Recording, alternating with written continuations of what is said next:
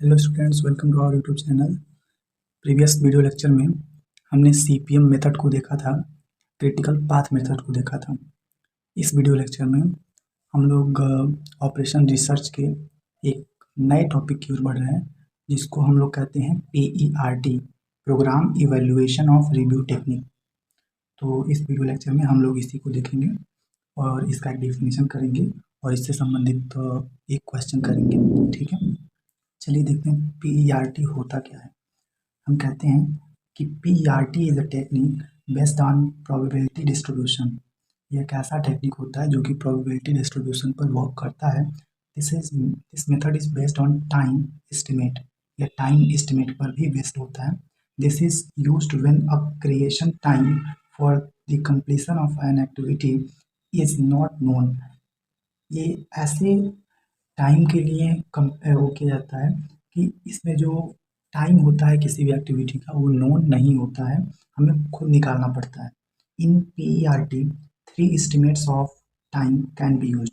मतलब 3 तरह के टाइम इसमें यूज्ड होते हैं। ठीक है, तो कुल मिला के हमने इसमें 3-4 पॉइंट्स की बात की है। सबसे पहला ये हमने कहा कि PERT जो होता है वो एक प्रोबेबिलिटी डिस्ट्रीब्यूशन बेस्ड टेक्निक होता है। दूसरा हमने कहा कि यह जो होता है वो टाइम एस्टिमेट पर बेस्ड होता है। तीसरा हमने बोला है कि जो यह एक ऐसा टेक्निक है जो कि किसी भी एक्टिविटी का टाइम इसमें नोन नहीं होता है। ठीक है, और इसमें कुल 3 तरह के टाइम एस्टिमेट्स को हम यूज करते हैं, जिसमें से सबसे पहला है ऑप्टिमिस्टिक टाइम। इसमें बोला गया है the time which is use to complete an activity under predeterministic condition it denoted by t naught. कहने का मतलब यही है कि प्री डिटरमाइंड कंडीशन। तो इसमें आप एक चीज़ ध्यान दीजिए कि हम पूरे के पूरे डिफिनेशंस में बस एक एक चीज़ को यहाँ पे हम चेंज करेंगे और वो चीज़ें अभी आपको धीरे धीरे समझ में आएंगी। सबसे पहले समझिए कि प्री डिटरमाइंड कंडीशन क्या होता है।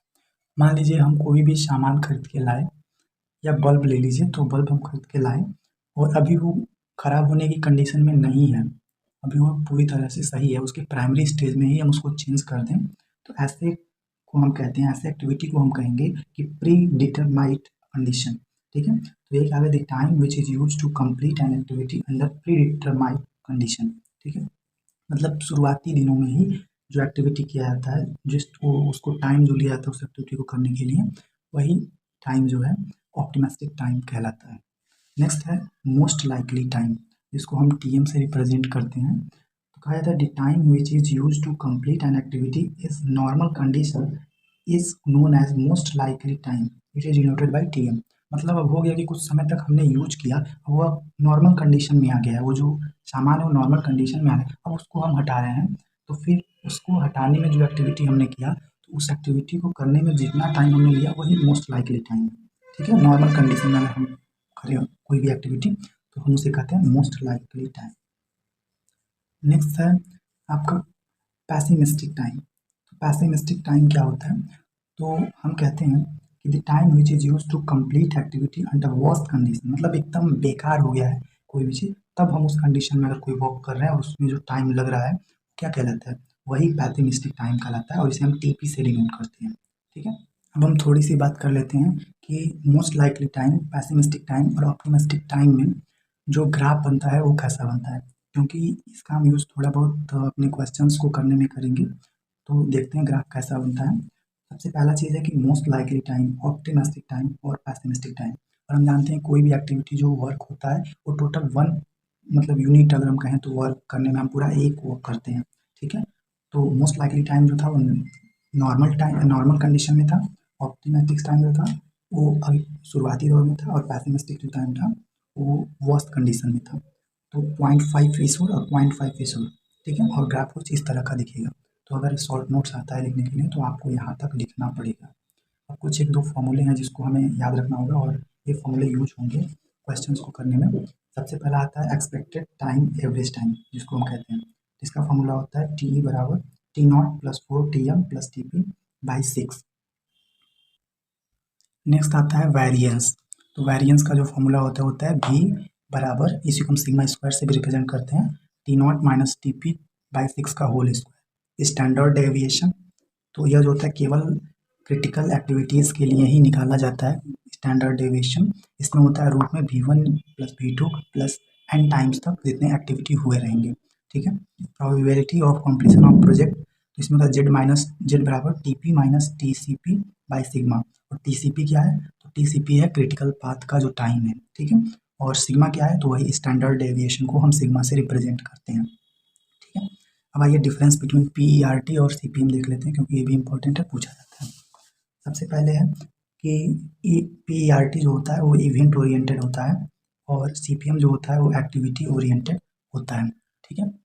दूसरा चीज़ है कि जो PERT होता है वो यूज किया जाता है when creation time of completion of N activity is not known, मतलब इसमें हमें एक्टिविटी का जो क्रिएशन टाइम है वो नोन नहीं होता है।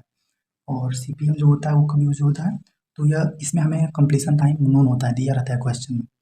उसके बाद इन PERT 3 time estimate can be used, 3 तरह के टाइम हमने पढ़ा कि वो यूज होते हैं। इन CPM only 1 time is used, केवल एक ही टाइम यूज होता है। PERT is used in research and development project. और CPM जो होता है वो कंस्ट्रक्शन प्रोजेक्ट में यूज होता है। पांचवा है कि PERT does not include cost analysis, और यह जो होता है वो कॉस्ट एनालिसिस, क्रैशिंग और इन सभी चीज़ों को यह जो है एनालाइज करता है CPM, ठीक है। तो ये कुछ 5 जो है डिफरेंस हुए दोनों में। इस पर शॉर्ट नोट्स आता है लिखने के लिए, तो आप लिख सकते हैं, और आप लोग नोट्स चाहें तो इससे नोट डाउन कर सकते हैं। अभी क्वेश्चन उसको देख लेते हैं PERT पर संबंधित। तो कह रहा है कि एक्टिविटी हमें दिया हुआ है और ऑप्टिमिस्टिक टाइम और मोस्ट लाइकली टाइम और पेसिमिस्टिक टाइम दिया हुआ है हमें, ठीक है। अब हमें कह रहा है कि इस दिए हुए टेबल के लिए हमें एक प्रोजेक्ट नेटवर्क डायग्राम ड्रॉ करना है और एक्सपेक्टेड प्रोजेक्ट लेंथ हमें निकालना है, जो कि एक्सपेक्टेड टाइम होता है। और कह रहा है कि find the probability that the project will be complete on schedule if schedule completion time is 20 week, ठीक है। Calculate variance of each activity, तो हमें ये 4 चीज़ें हमें निकालनी है। तो देखिए नेटवर्क डायग्राम ड्रॉ करने के लिए बोला गया है, तो हम सबसे पहले नेटवर्क डायग्राम ड्रॉ करेंगे जैसे जैसे बोला गया वैसे, ठीक है। तो सबसे पहले कहा गया है कि एक्टिविटी 1 से 2 हो रहा है, तो एक्टिविटी 1 से 2 हमने निकाला। फिर बोला गया एक्टिविटी 1 से 3 हो रहा है, हमने 1 से 3 बोल दिया। और फिर हो रहा है 1 से 4, तो 1 से 4 हमने लिखा। अब बोला जा रहा है कि 2 से एक्टिविटी 5 हो रहा है, तो 2 से एक्टिविटी 5 हमने निकाला। अब बोला जा रहा है कि 3 से भी 5 ही हो रहा है, तो हमने यहाँ से 5 को दिया। अब बोला है कि 4 से 6 निकल रहा है, तो 4 से हमने 6 को निकाला है। और उसके बाद बोला जा रहा है कि 5 से 6 हो रहा है, तो हमने 5 से 6 पर मिला दिया, ठीक है। तो यह कुल मिला जुला करके एक नेटवर्क डायग्राम ड्रॉ हुआ फॉर गिवन क्वेश्चन, ठीक है। और हमें यही पता करना था कि नेटवर्क डायग्राम क्या होगा। प्रीवियस वीडियो में हमने आपको बताया हुआ है कि ये जो चीज़ें हैं वो हम कैसे निकालते हैं और स्लैक्स हम कैसे निकालते हैं, सारी चीज़ें हमने बता चुकी है। प्रीवियस वीडियो को देखिए, ठीक है। और उसके बाद हमारा क्वेश्चन में पूछा गया कि जो हमारा TCP है वह क्या होगा, ठीक है। तो हम उसके लिए क्या करेंगे, पॉसिबल क्रिटिकल पाथ्स के बारे में हम बात करेंगे। तो यहाँ से देखिए पॉसिबल क्रिटिकल पाथ क्या क्या हो सकते हैं, 1 2 5 6, ठीक है। मतलब पॉसिबल क्रिटिकल पाथ का मतलब ये है कि एक्टिविटी जहाँ से शुरू हुआ जहाँ जा कर के ख़त्म हो रहा है, ठीक है। तो वैसे कितने पाथ बन रहे हैं, तो देखिए 1 2 5 6 एक पाथ बना, दूसरा है 1 3 5 6, तो दूसरा पाथ ये हो गया।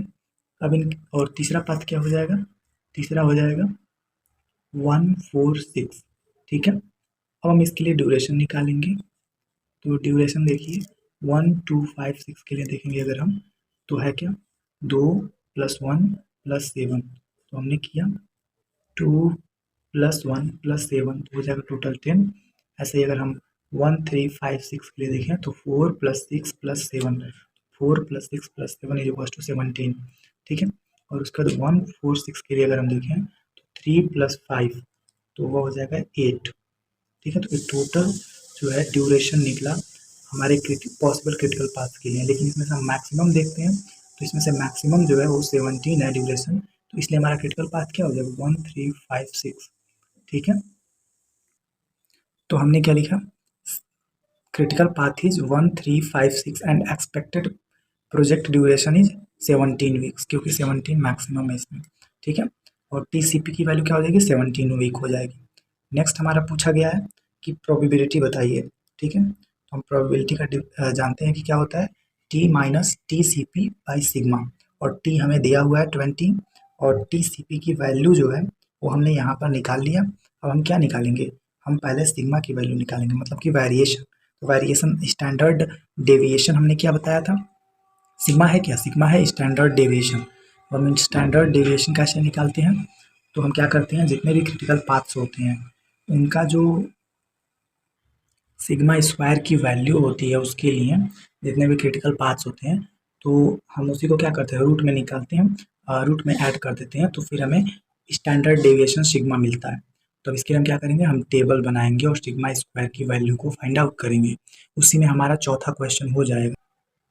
देखिए, तो हमने टेबल ड्रॉ किया हुआ है जिसमें एक्टिविटी दिया हुआ है और T0 की वैल्यू दिया हुआ है, Tm की वैल्यू दिया हुआ है, Tp की वैल्यू दिया हुआ है। हम Te बराबर जानते हैं T0 plus 4Tm plus Tp by 6 होता है, और सिग्मा स्क्वायर की वैल्यू हम जानते हैं T0 माइनस Tp बाई 6 का होल स्क्वायर होता है। तो अब दिए हुए टेबल में जो जो वैल्यू दी हुई है उसको हम यहाँ पे रख करके निकाल सकते हैं। ठीक है, अब हमें बेसिकली समझना क्या है, हमें समझना है कि सिग्मा स्क्वायर की वैल्यू जो हमें मिली है उस सिग्मा स्क्वायर की वैल्यू को हम यूज कैसे करेंगे स्टैंडर्ड डेविएशन निकालने में, यही हमें समझना है। तो देखिए, हमारा जो क्रिटिकल पाथ है वह है 1356, और हम जानते हैं कि स्टैंडर्ड डेविएशन बराबर होता है रूट में V1 plus V2 plus Vn up to Vn। मतलब क्या है कि जो सिग्मा स्क्वायर की वैल्यू जो निकलती है हमारे दिए हुए क्वेश्चन के अकॉर्डिंग, या सिग्मा स्क्वायर की वैल्यू, हम उसी को नोट डाउन करते हैं अंडर रूट में फॉर क्रिटिकल पाथ। हमारा क्रिटिकल पाथ क्या है, अगर हम देखें तो हमारा क्रिटिकल पाथ है 1356। तो हम सबसे पहले 1 से 3 देखेंगे। देखिए यहाँ से 1 से 3 की अगर हम बात करें तो 1 से 3 में हमारा जो डेविएशन है और सिग्मा स्क्वायर की जो वैल्यू है वो क्या है, 1 से 3 के लिए हमारा 1 है। ठीक है, तो हम यहाँ पे क्या करेंगे, रूट में जो वैल्यू आएगा रूट में 1। ठीक है, ऐसे ही हम V2 के लिए क्या करेंगे, तो यहाँ पे देखिए 3 से 5, हम चलेंगे फिर टेबल में और देखेंगे कि 3 से 5 के लिए कितना है सिग्मा स्क्वायर की वैल्यू। 3 से 5 के लिए 4 है, तो हम फिर यहाँ पे चलते हैं और देखिए यहाँ पे हमने 4 लिखा। फिर ऐसे ही हम चलेंगे 5 to 6, तो 5 to 6 में अगर हम देखें तो 5 to 6 के लिए जो सिग्मा स्क्वायर की वैल्यू वो भी 4 है। तो फिर हम इसको यूज करेंगे यहाँ पे, और सिग्मा स्क्वायर की वैल्यू को 4 यूज करेंगे और रूट में लिखेंगे क्योंकि ये फॉर्मूला होता है। तो फिर ये आएगा 3। अब सिग्मा की वैल्यू 3 मिल गई, और हमें पता है कि प्रोबेबिलिटी बराबर यह होता है, हमें TCP की वैल्यू भी पता है, T की वैल्यू दिया हुआ है, सिग्मा की वैल्यू दिया हुआ है। तो फिर हम क्या करेंगे, हम अब इसको पुट करके आंसर लिख सकते हैं कि प्रोबेबिलिटी क्या होता है, 1।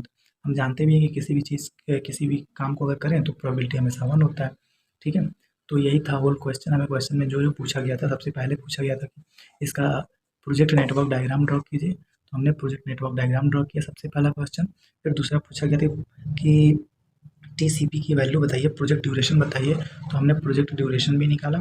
और उसके बाद कहा गया था कि प्रोबेबिलिटी निकालिए एट T=20, तो हमने T=20 पर हमने प्रोबेबिलिटी भी निकाला। और उसके बाद इसको निकालने के लिए हमें सिग्मा स्क्वायर की वैल्यू की ज़रूरत थी, इसीलिए हमने एक टेबल को भी ड्रॉ किया, और इसी टेबल को ड्रॉ किया तो हमें मिल गया TE की वैल्यू और सिग्मा स्क्वायर की वैल्यू, वेरिएंस। तो हमें इन दोनों को चौथे में निकालना था, तो चौथा क्वेश्चन भी यहाँ से हमारा सॉल्व हो गया। ठीक है, अब नेक्स्ट लेक्चर में हम लोग प्रोजेक्ट क्रैशिंग के बारे में डिस्कशन करेंगे। तब तक के लिए धन्यवाद।